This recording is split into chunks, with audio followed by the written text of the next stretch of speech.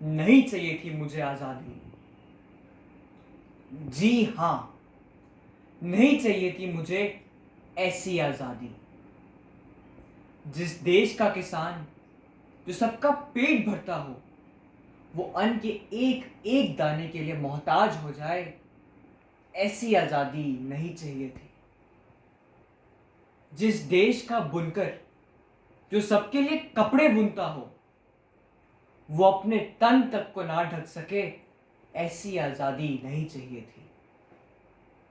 जिस देश का मजदूर जो अपने प्राथमिक अधिकारों से वंचित रह जाए, ऐसी आज़ादी नहीं चाहिए थी।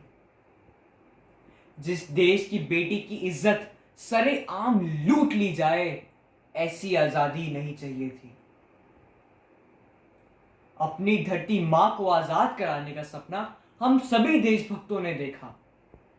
एक ऐसे भारत का सपना जहां सब एक समान होंगे, जहां कोई हिंसा नहीं करेगा, जहां कोई किसी से बढ़कर नहीं होगा, जहां सबको अपने अधिकार मिलेंगे। 74 साल हो गए हमारी आजादी को, लेकिन क्यों हम आज भी गुलामों की तरह जीते हैं? क्यों आज भी हमारी बहू बेटियां घर से बाहर निकलने से डरती हैं? क्यों आज भी हम अपनी मांगों को पूरा करने के लिए भूख हड़ताल पे बैठते हैं, धरने देते हैं, लाठियां खाते हैं? आजकल की युवा सोच भी क्या रही है? इसी देश में रहकर अपनी बहन बेटियों की इज्जत लूटते हो, इसी देश में रहकर हिंसा करते हो, इसी देश में रहकर गरीबों का खून चूसते हो तुम लोग। और जब जेबें भर जाती है ना, तो देश से दूर, बहुत दूर, किसी आलीशान बंगले में चाय में बिस्कुट डुबो डुबो कर गालियां देते हो इस देश को। अगर इसी को आजादी कहते हैं ना, तो नहीं चाहिए थी मुझे ऐसी आजादी।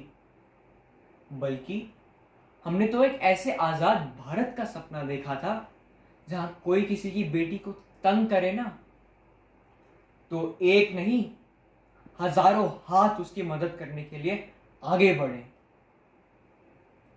और ये तभी हो पाएगा जब हम अपनी सोच को बदलेंगे।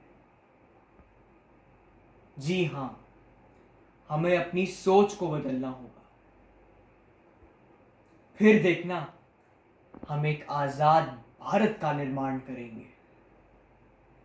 सिर्फ अपनी सोच को बदलना होगा।